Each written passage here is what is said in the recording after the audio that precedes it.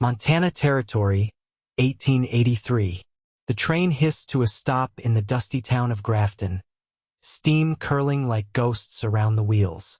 Viktor Ellery stood stiff at the edge of the platform, hands shoved deep in the pockets of his worn coat, squinting against the sharp spring sunlight. He did not know what she would look like, only that her name was Juliet.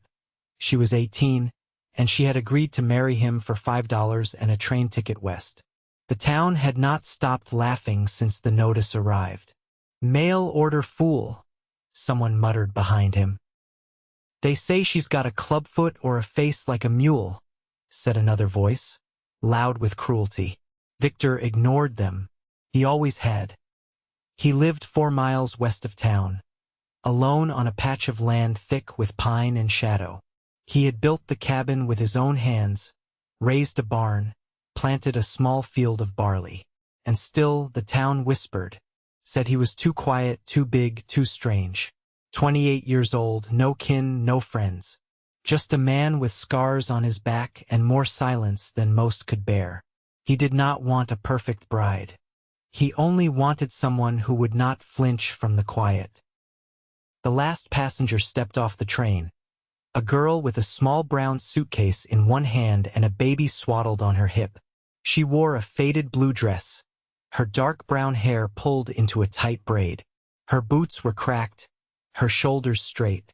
She looked around once, then spotted him. "You Viktor Ellery?" He nodded. She stepped closer, then shifted the baby higher. "I'm Juliet, Juliet Kane. This here's Daisy. She's not mine. My sister left her with me in St. Louis and never came back." Viktor glanced at the baby. Round face, sleeping. Could not be more than 9 months old. "You still want me?" Juliet asked. Her chin lifted. "I won't lie. I have nothing. Not even a coat. I came west because I had no other place." Viktor's voice was quiet. "I said I'd meet you. I meant it." She exhaled, and for the first time her face softened. They walked through the town together, Juliet holding Daisy, Viktor carrying her suitcase. Every step drew eyes. Men leaned against storefronts and barked out ugly jokes. Someone snorted, $5? Must be desperate. Juliet's face did not change, but her fingers curled tighter around the baby. At the edge of town, Viktor hitched his wagon. The mare, Letty, nickered softly as they climbed in. The ride home was long and quiet. Juliet watched the trees roll past, lips pressed together. Daisy began to fuss, and Juliet hummed to her, low and steady. "I don't want charity," she said after a while. "I will work. I can clean, cook, whatever else you need. You do not owe me anything. I know, but I do not want to be a burden." The cabin came into view, small, solid, with smoke curling from the chimney. Juliet studied it without speaking. Inside, the cabin was clean and warm. A cot stood near the hearth, a sturdy table, shelves with beans and flour. Everything simple but cared for. Viktor set her suitcase down. "The cot is yours. I will sleep in the barn if you like." Juliet turned to him. "That is not what I meant. I did not come to shame you." He nodded once, then stepped back outside. That night, Juliet washed Daisy with warm water from the stove. Viktor chopped more wood. At some point, long after Daisy fell asleep, Juliet stepped out onto the porch. Viktor sat on the step, sharpening a knife. He looked up. She crossed her arms, more from nerves than from cold. "You do not talk much." "No, good. I do not like too much talking." He gave a slight nod. "I was not expecting this."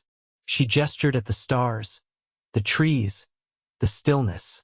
"I thought I would find a shack and a drunk man. You are not what I expected." "I thought the same." She gave a short laugh. "My sister left Daisy with me last fall. Said she had a job. Never came back. I worked in a dress shop until they found out the baby was not mine. They fired me. I had nowhere else to go. I saw your notice and thought. Maybe. Viktor stared at the woods. The world is not kind to women alone. No, it is not. They sat in silence for a while. In the morning, Juliet was the first to rise. She boiled water, cleaned the ash from the stove, and wrapped Daisy to her chest with a scarf. She did not ask what needed doing, she simply found work. Collected eggs, swept the floor, drew water. The days passed. Town still sneered. But at night, when Viktor came in from the barn, the cabin was warm. Juliet would be sewing by the fire, Daisy asleep in a basket on the floor.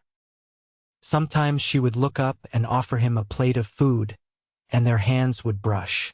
One afternoon, Viktor returned from the creek with a string of trout. He found Juliet in the garden patch, sleeves rolled, face streaked with dirt. She wiped her brow and smiled at him. Got the weeds out. Thought we could plant carrots. He nodded. Carrots are good. She stood and brushed her hands on her skirt. You built all this yourself? Yes. She looked toward the cabin. You did it right. That night, they ate the trout together, the fire crackling low. Juliet smiled when Viktor passed her the last piece. You always give me the better half, she said. You work harder than I do. I do not think that is true. Viktor looked at her then, really looked, not just at her face, but the way she held herself. The way she had taken on a child that was not hers. The way she had faced down an entire town without blinking. You are not afraid of much, he said. I was. Before I got here. He did not ask what changed. He did not need to. Later, after Daisy was asleep, Juliet stepped out onto the porch again. Viktor joined her. They stood side by side in the quiet.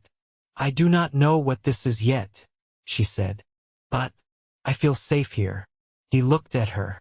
So do I. Then, after a long pause, she reached for his hand.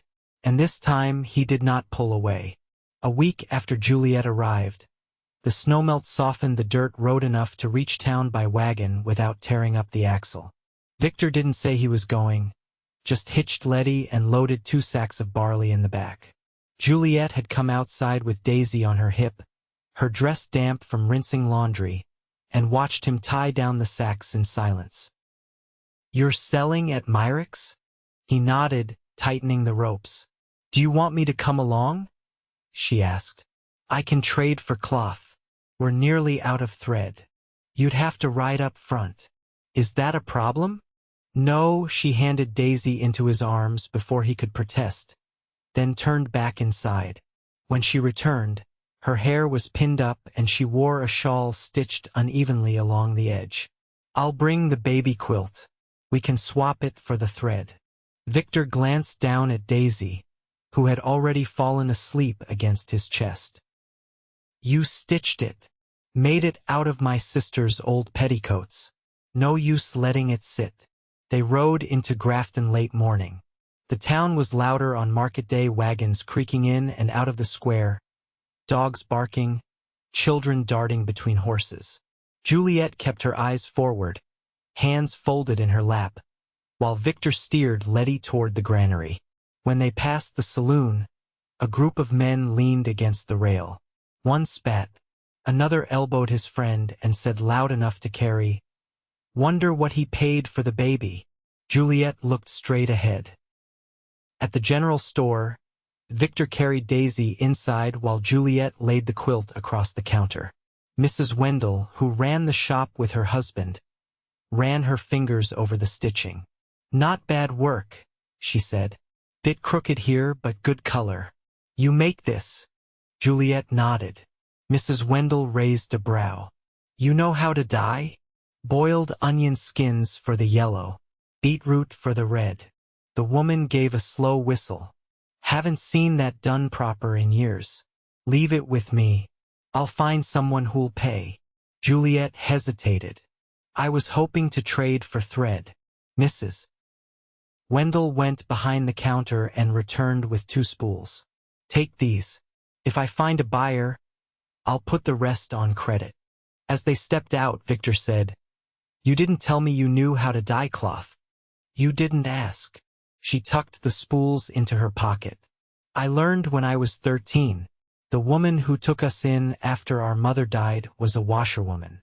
Had 5 daughters and no patience. If we wanted color, we had to make it ourselves." At the blacksmith's, Viktor bartered for a new hinge to replace the one that had split on the barn door.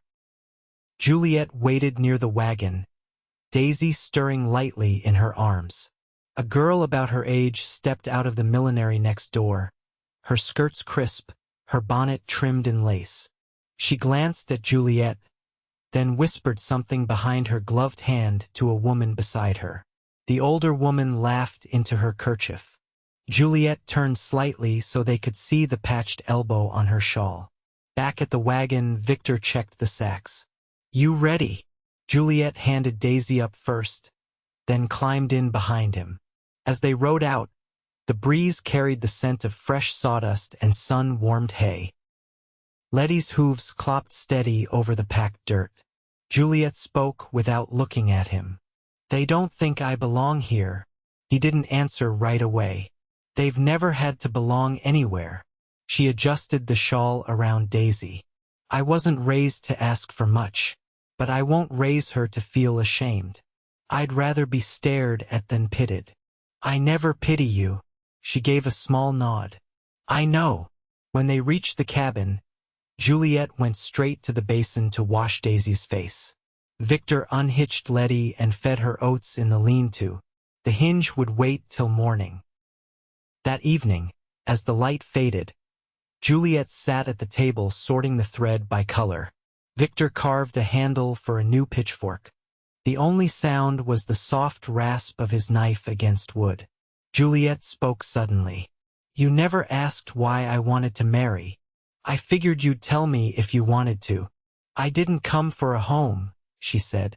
"I came to make one." He looked up.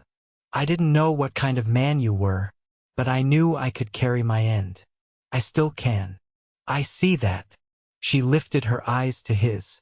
"So if we're not husband and wife in name, I'd still like to build something with you. Not out of debt, but work. Shared." He set the knife down. "You think I don't see what you do? You've already built half this place stronger." Her voice was quiet. "Then let me keep building." He didn't reach for her hand. He didn't need to. When he stood and banked the fire, she rose and laid Daisy in the cradle she'd lined with pine boughs and soft cloth. Then she turned and met his gaze fully. They stood like that for a long moment, the night around them still and sure. Then Juliet stepped closer. Her hand brushed his sleeve, light as breath. "I'm not afraid of the quiet anymore." He answered her without words, and this time, it was not the porch where they lingered, but the threshold of something beginning. 2 weeks after their trip to Grafton, the creek behind the cabin swelled from mountain runoff, and Viktor began clearing the silted edge where a footbridge had once stood. Juliet brought him a linen-wrapped biscuit one morning, her sleeves damp from scrubbing laundry in a washtub outside. "You're digging too close to the roots," she said, peering down the bank. He leaned on the spade. "Water keeps undercutting the far side. Needs redirecting. You'll lose that alder if you go any deeper." Viktor straightened, wiping his brow. "You know trees? My mother was half Odawa. She said you learn the land before you trust it. Alder roots hold a bank better than stone." He narrowed his eyes toward the tree. "Then we'll build up the edge instead." She nodded once, then handed him the biscuit. Daisy's teething. Slept maybe 2 hours. "If you've got work that keeps your hands busy but not your head, I'd take it. Fence needs mending south side of the pasture. Mostly hammer and wire." She took a bite of biscuit, then said through a mouthful of crumb, "Good. I'll bring her with me. She quiets when I walk." That afternoon, while Viktor dug a gravel channel near the creek, he watched Juliet from the slope. She moved slow not from weariness, but caution, checking the wire for rust. Daisy strapped to her back with an old shawl. When she found a loose post, she steadied it with her boot and drove the staple in with steady hands. Later, when they met back at the cabin, she held out her fingers, raw where the hammer had glanced off the wire. Got careless. He took her hand gently, turning it palm up. Split the skin here. I've had worse. I didn't say you hadn't. She let him clean it with boiled water and wrap it in cloth. As he worked, she said, You take your time with things. Most men I've known try to fix everything fast or loud. I fix what I want to last. She watched his face a moment. That ever include people? Viktor paused, then looked up. It might. That night, after Daisy finally quieted, Juliet sat at the table piecing together scraps of wool into a square pattern. Viktor carved a handle for the draw knife. The fire crackled, but the space between them was easy. Juliet didn't look up as she said, My father was a trapper, died when I was 6. My sister and I were sent to different households. When I found her again years later, she was already running. I kept chasing after her, hoping she'd stop. She never did. Viktor said nothing, just set the knife down gently. Juliet's eyes stayed on the quilt. Sometimes I think I came here just to stop chasing. He leaned forward, elbows on his knees. You did more than that. She looked at him then, and for a long moment, neither moved.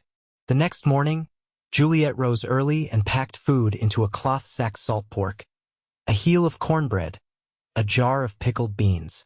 Viktor looked up from where he was tying his boots. Going somewhere? She wrapped Daisy in her shawl and tied the bundle against her hip. That widow Mrs. Tash lives 2 miles east.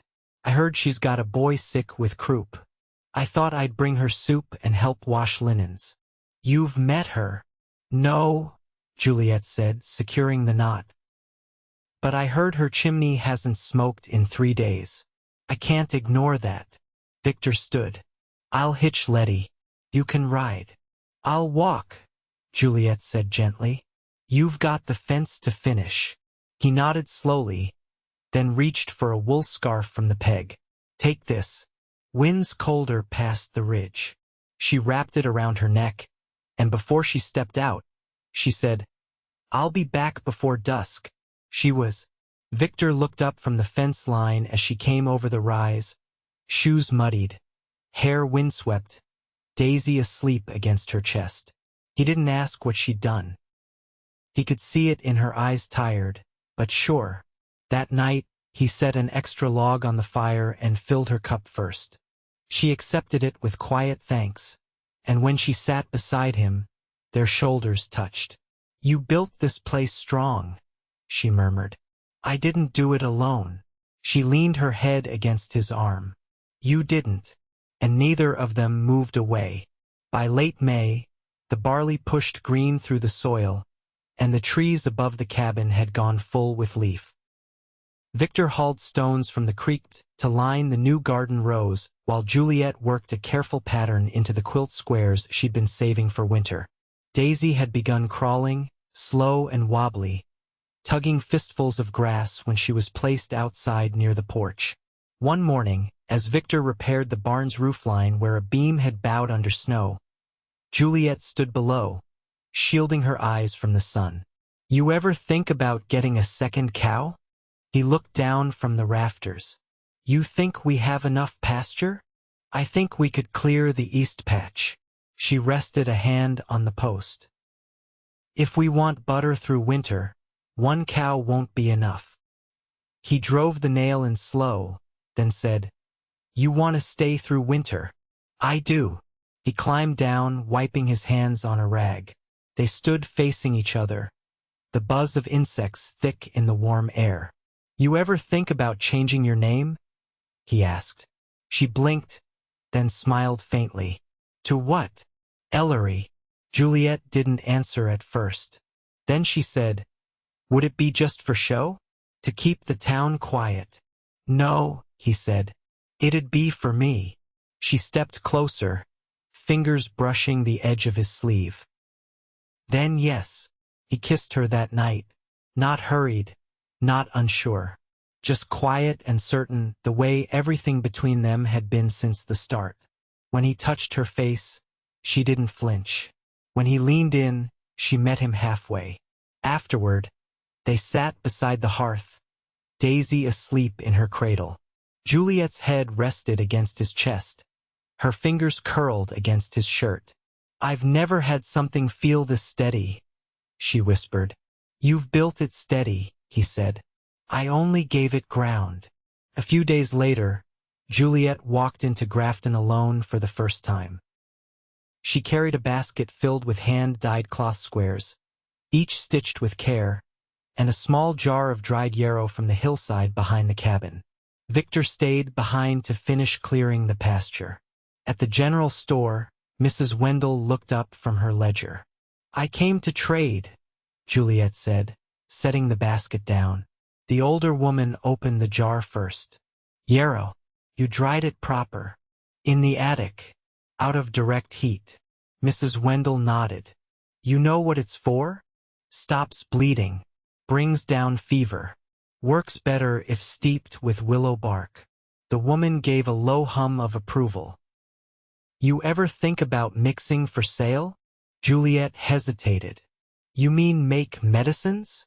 You've got steady hands and no foolishness about you. I could use someone like that. Come Fridays. I'll teach you what you don't know."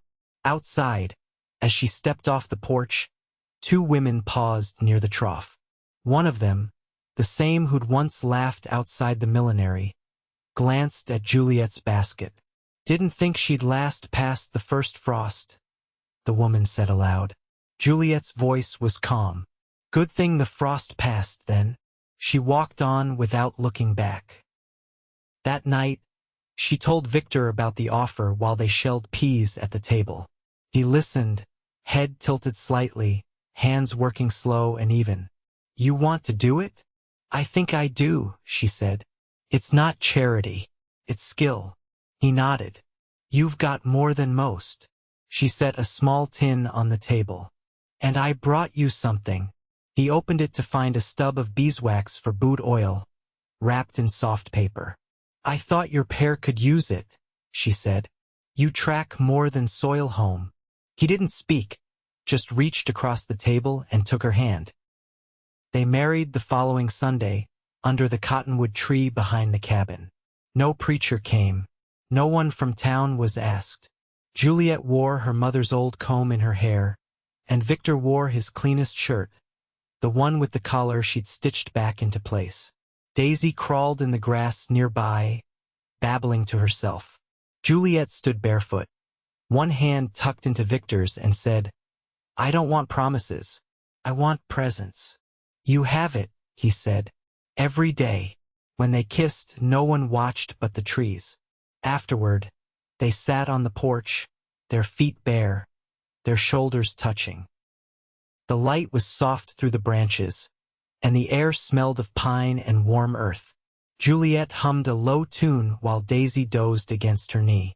"Next spring," Viktor said, "we could build a second room. Give Daisy a space of her own." Juliet smiled without turning. "I'd like that." She reached for his hand, and he laced his fingers through hers. "I didn't come here looking for love," she said, "but I think it was waiting anyway." He answered without hesitation. "So was I." The morning sun cut through the cottonwoods in ribbons of gold, warming the cabin walls and catching on the window panes Viktor had scrubbed clean the day before. Juliet rested her hand on the back of the chair where Daisy stood wobbling, her fingers curled around the edge for balance. "She's getting brave," Juliet said, watching the child lift one foot, then sink back down again with a grunt. "She'll walk before the frost comes," Viktor replied, smoothing down the collar of his shirt. "Might even outrun us both." Juliet smiled faintly. "Not if I keep feeding her barley and boiled carrots." Viktor glanced over. "You sure you're set on riding out today?" She nodded. "Mrs. Wendell said the widow from North Fork is coming in with rootstock cuttings. I want to trade for some plum." If we start them now, we'll have fruit in 3 summers. He stepped closer, brushing a loose strand of hair from her temple. You'll need help planting them. I'll draw the beds. You dig.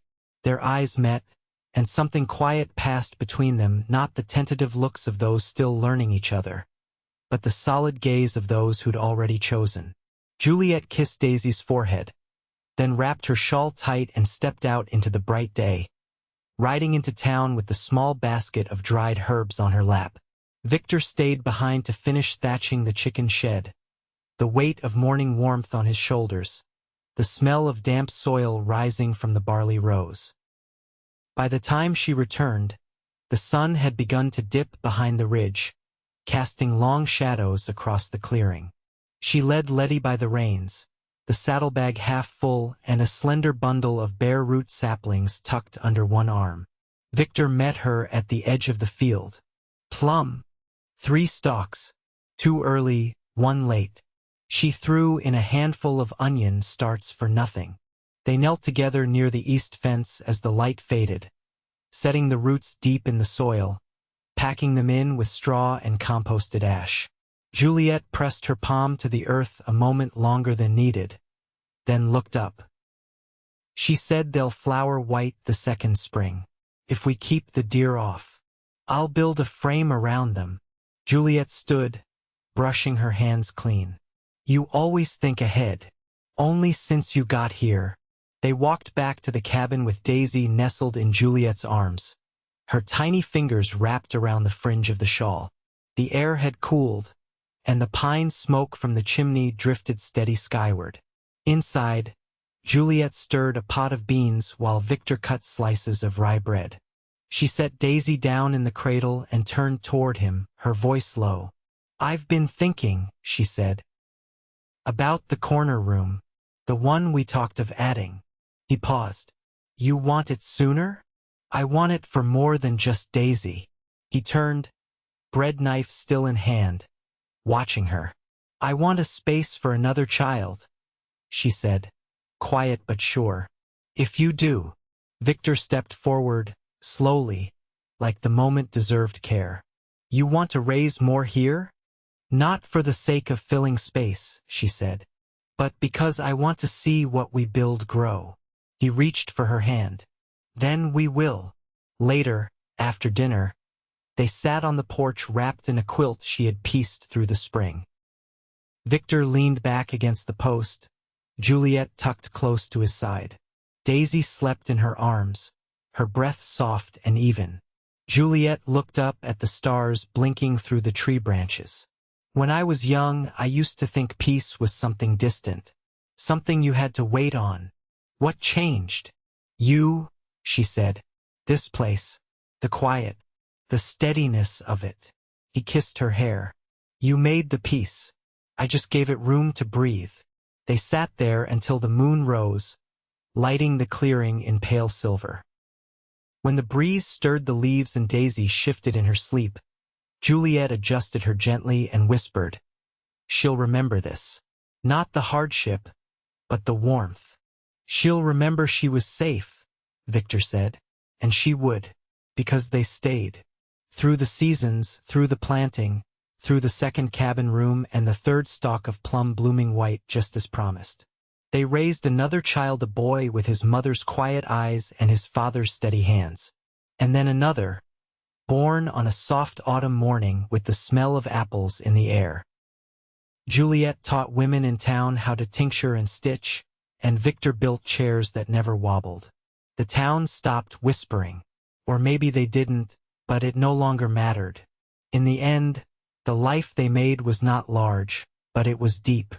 And every morning came with warmth in the hearth and hands reaching across the table, steady and sure.